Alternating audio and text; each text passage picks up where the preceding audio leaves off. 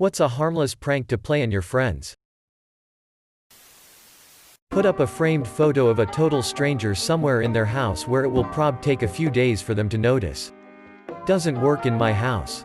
My wife and I have photo frames around our house, on shelves and walls, with the stock photos still in them. Replace all of them with pics of Nick Cage. When one of your friends gets married, sign the guest book with a random name and put a really ugly present on the gift table from the same person. Do you have a friend or uncle or something named Gary Smith?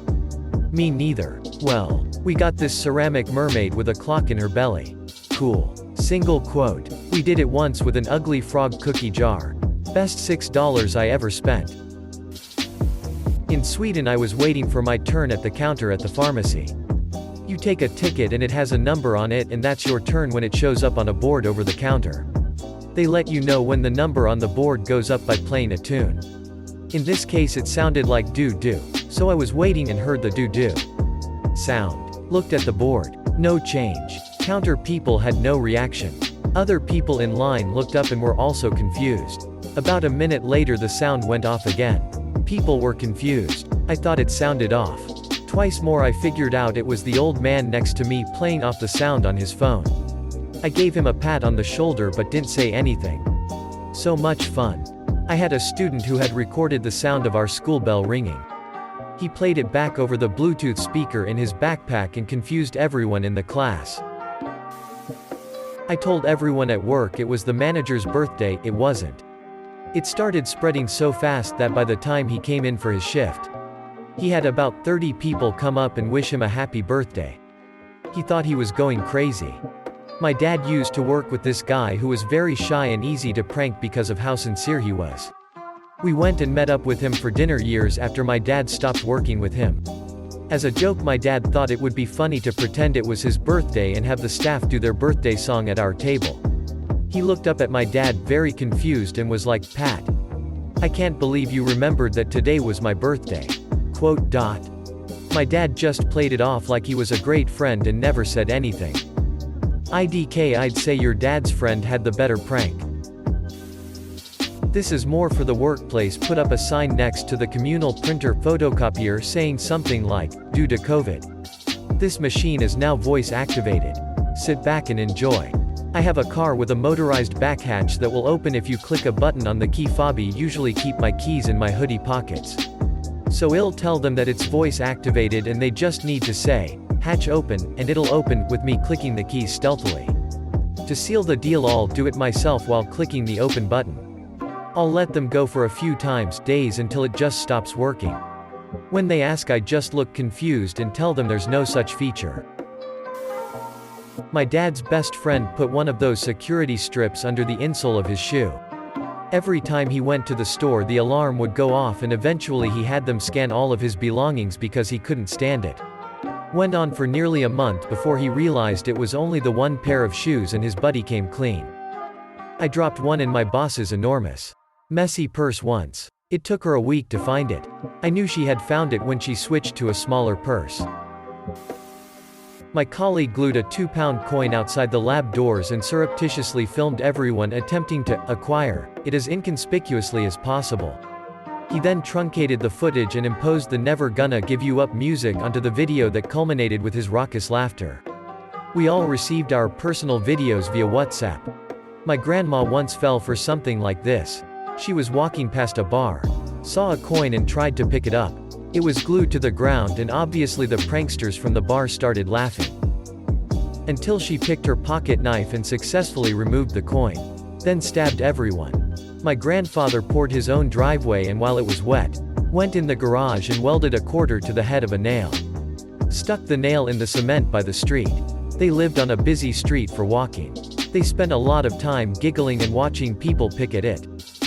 Also, if you use a coin the same year you pour the cement, you'll know how old it is, even if it's a different owner. We did that on 3 of our pads.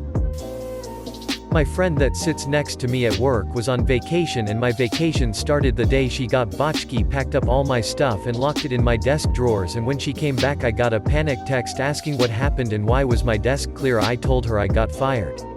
She believed it for 2 days before one of the managers made me come clean because she was trying to snag all my shifts for OT and extra holiday pay.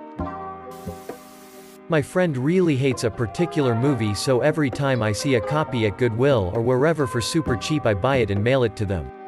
My former coworker and I grew up in suburbs that were, neck and neck, for rednecks per capita. Periodically he will send me movies with titles like, CB Hookers, or, Hobo with a Shotgun, to, as he puts it, help you get back to your roots. Quote, Hobo with a Shotgun is a Canadian movie. And it's a goddamn national treasure. I'll have you know. I put a browser extension on my coworker's computer that gave it a 1% chance of loading a John Cena video every time he loaded a website. It would happen once or twice a day. It drove him nuts. On his last day, I walked into his office playing John Cena's walk-up music, which he immediately turned off. When I explained it to him, his only reaction was, I'm so impressed. Changing around the inside part of their pens is amusing. See them briefly think they lost their mind. Doesn't work as well on me cause I'm colorblind. I kept reading pens as penis for some reason. I was so confused, concerned, curious. I think I need to take a break from Reddit for a while. Buy a pack of stick on googly eyes. Go to friend's house. Apply to one thing and see how long it takes them to notice. Did this to a friend's eagle statuette and they didn't notice for like 2 years. Cracked me up every time I went over there. I always enjoyed putting sticky notes over the laser on their computer mouse and watching them try to figure out why it isn't responding. I did this with a coworker once and it was hilarious. Instead of a sticky note, I taped a picture of a troll face over the laser. I listened to him make frustrated grumbles to himself for several minutes while I was trying to keep it together. When he finally turned his mouse over, he yelled, "Dang it, haunted_ice cream," from across the room, at which point we both lost it. It's an excellent, harmless prank. Definitely recommend. I went too far and used wooden rods and small screws to fabricate fake batteries. I printed a duplicate of the labels using clear tape. At a quick glance you couldn't tell. But once you looked a bit closer you could tell. I made an entire 12 packs worth and replaced all of the ones he had in the pack in his desk along with the one in his mouse. Halfway through swapping out batteries he finally realized something was up. I walked into his office right at that moment. Watching his face go from frustration to realization was great. No words exchanged. I just pointed to where I placed the real batteries plus a couple decoys. For the rest of the year he'd double check even if it was a brand new pack he literally just bought. Before I left I started randomly placing the decoys all over the place. I'm an agent of chaos. Somebody once signed me up for a bunch of free magazine subscriptions. It was several years ago and I still have no idea who it was. One day I started receiving a bunch of random magazines, from home gardening to crochet ones. All in my name. I did this to my friend. A grown-ass man getting 3 different subscriptions to youth equestrian magazines. Still haven't confessed, and he brings it up from time to time. Never tell him. In my experience, they might not believe it was you even if you told them. I just put in a dozen reminders on Alexa at my brother's house that will come up the next 6 months, usually during dinner or breakfast when they should all be around. Remind me in 2 months at 7 p.m. that Tyler's butt smells. Remind me on October 7th at 7:15 a.m. that Uncle is awesome and smells like rainbows and unicorn farts. He has a bunch of kids so I think they will laugh. Well edited. Wow. Thanks for the awards. I'm a general prankster. My buddy asks me to watch his house while traveling just to see what I'll do.